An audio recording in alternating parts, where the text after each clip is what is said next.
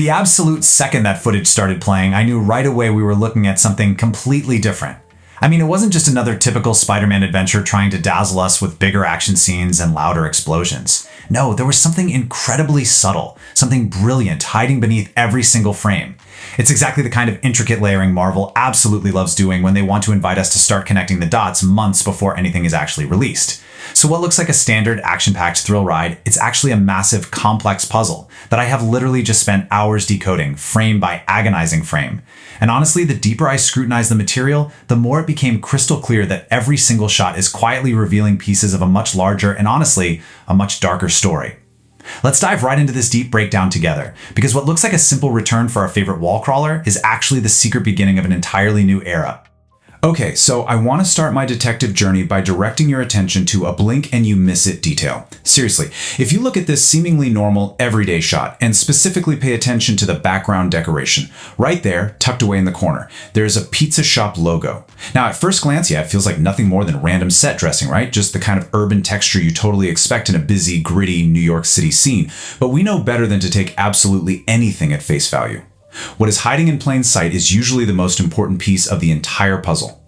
When I paused and really zoomed in on this specific moment, a massive wave of realization hit me.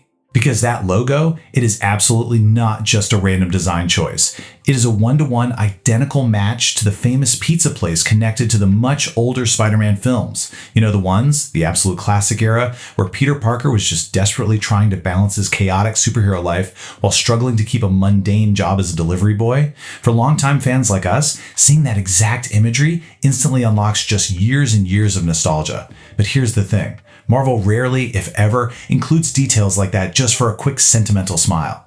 They use nostalgia as a language. By putting this specific slice of cinematic history right there, they're doing something deeply, deeply intentional. I kept examining that logo, and I noticed right beneath the imagery, there is a year faintly printed. It seems completely ordinary until you sit down and actually do the math. The year is 1975, and that specific year perfectly, exactly matches the birth year of the original cinematic Spider-Man actor himself, Tobey Maguire, the exact guy who introduced an entire generation to the character on the big screen.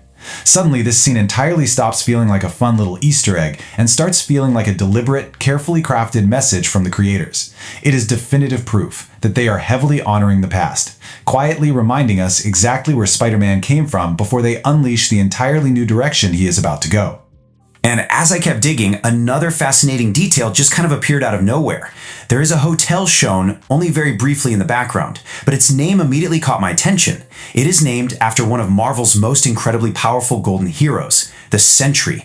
We are talking about someone's legacy stretches far, far beyond a single earthly franchise. So I had to ask myself, why would they choose that specific, highly charged cosmic name for a random building if it held absolutely no significance? That question just kept bothering me. What if this hotel is actual evidence that larger cosmic players are quietly beginning to influence Peter's street-level world? For years, Peter has mostly dealt with neighborhood problems, but this deeply suggests the boundaries of his reality are vastly, rapidly expanding.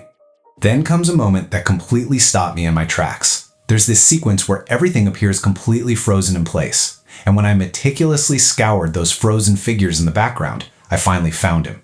A highly familiar enemy from Peter's very first solo adventure. And not just a random thug, but a major villain that fans have been waiting literal years to see again.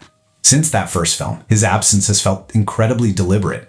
Seeing him here, even just for a split second, signals to us that the creators have absolutely not forgotten their unfinished business.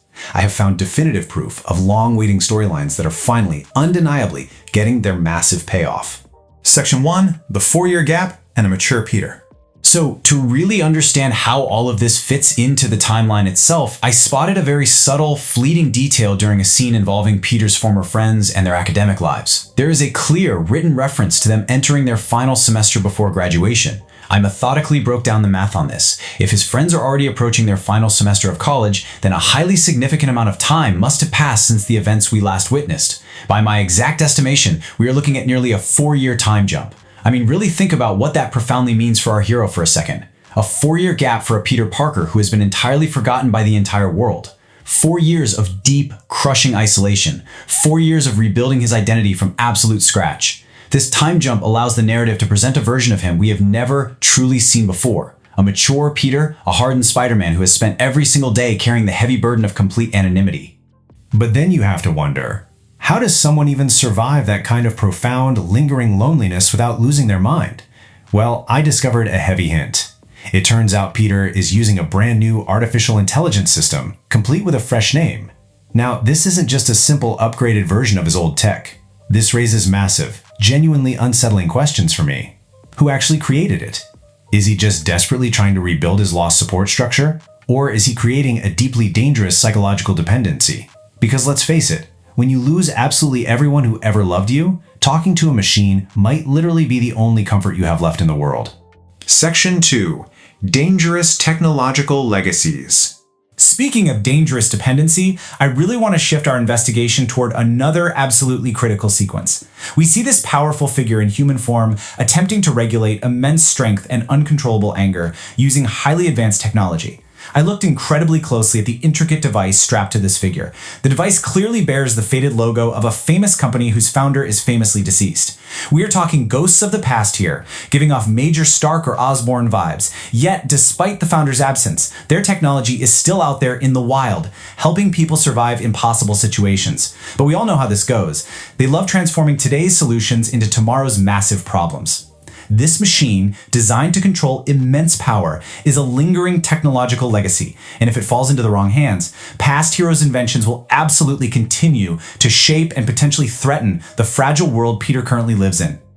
Okay, now I need you to focus very, very closely on the chaotic wedding sequence. It happens so incredibly fast. Chaos erupts, guests are screaming, there are massive explosions everywhere, but I need you to completely ignore all of that. Ignore the obvious, loud destruction in the foreground, and instead, focus your eyes specifically on the crashing helicopter descending into the frame. When I went frame by frame on that helicopter chassis, I honestly felt absolute chills. Hidden right there, printed on the side, is a name that hardcore fans will immediately, instantly recognize: Jameson. It belongs to John Jameson, the astronaut character whose future is deeply, fundamentally intertwined with one of Spider-Man's greatest, most iconic enemies. This leads right into the Man-Wolf or even the Venom symbiote storylines. If they are actively planting the seeds for that deep lore right here, right now, we are witnessing the very earliest stages of a transformation that will introduce a massive, dangerous adversary. They are heavily rewarding our careful observation by quietly placing the most crucial puzzle pieces right there on the board. Section 3. Enter the Mutants. So, what exactly happens when human technology isn't the only thing evolving in Peter's world? Let's take a close look at a seemingly mundane wardrobe choice. Peter is wearing a very specific university hoodie. To the casual viewer, sure, it's just a shirt. But this university is absolutely legendary in the deep lore. It is famous for educating incredibly powerful mutants and highly dangerous future villains. What if Peter's enrollment isn't just about getting an education? What if it is the literal gateway through which mutants officially become intertwined with his story? And even more terrifying, this institution is known for a morally questionable professor who operates deep in the shadows, someone exactly like Miles Warren, the infamous Jackal. There are heavy rumors flying around that this professor might just be the mastermind antagonist we've been waiting for. Imagine Peter just seeking a normal education, only to face a genius whose intellect and cloning capabilities make him infinitely more dangerous than any random alien invasion. Let me methodically string these mutant clues together for you, because honestly, they are everywhere once you know exactly how to look. Step 1 is the hoodie, establishing the dangerous location. Step 2 is a massive explosion shown spreading across the city slightly later on. When I slowed that specific explosion down, the distinct color signature and the unique energy pattern perfectly, flawlessly match the abilities of another emerging superhero team in this wider universe. And that brings us to step 3, leading right to a cluttered background notes board in a completely different scene. I zoomed all the way in on that specific background board, and right there, in the frantic scribbles, I discovered a written reference to a famous mutant group. This is it. This is definitive proof. Mutants are not just being forcefully shoved into the narrative. They are being naturally, quietly, and brilliantly woven into the everyday fabric of Spider-Man's daily life. It makes the rapidly expanding scope of his world feel entirely organic, rather than like some forced, clunky crossover event. And this naturally leads me right to one of the absolute biggest enigmas I found. We see a carefully concealed woman operating within Spider-Man's headquarters. Her identity is completely hidden in deep shadow, but her presentation is so deliberate, so purposeful. I strongly theorize that she represents a massively powerful mutant whose arrival signals a dramatic, permanent expansion of power in this universe. They completely want us speculating about her, because whether she is a secret vital ally or the ultimate catalyst for absolute disaster, she is going to fundamentally alter the balance of power going forward. Section 4. The Unbroken Emotional Core. Amidst all these massive cosmic stakes and mutant revelations, the story is actually grounded right back to a deeply personal level. On that exact same background board where I found the mutant clues, there is another fascinating detail pinned up, a photograph of a very specific, practical Spider-Man suit. I believe this is incredibly symbolic. Fans have been begging for fewer computer-generated enhancements and a real return to the gritty reality of street-level hero work. This photo heavily suggests a refreshing return to the absolute fundamentals of heroism. It points toward a Spider-Man who relies entirely on his courage, his intelligence, and his raw determination over flashy, high-tech gadgets. It's authentic, it's grounded, and it perfectly matches the mature, hardened Peter we discussed earlier. And speaking of that mature Peter, I want to share the single most heartbreaking clue I found in my entire investigation. In a split-second shot of Peter's former friend, you can clearly see that she is still wearing the exact necklace he gave her in the past. Think about that. She doesn't consciously remember him anymore. Her memories were completely magically altered, but emotionally, some deep, unbreakable part of her is still holding on to that symbol. It proves the profound, authentic, emotional connections can absolutely survive even the most powerful magic. That is the true burden Peter carries, the unimaginable, crushing weight of beautiful memories that only he remembers. Section 5. Bridging the Marvel Universe. Let me bring all of this together by examining the very final, breathtaking shot we see. Peter is stretching into a dynamic pose as he leaps directly into action. But the framing of it, the distinct lighting, the physical contortion, it perfectly, intentionally mirrors the iconic visual style of an earlier cinematic era of Spider-Man. It feels completely deliberate.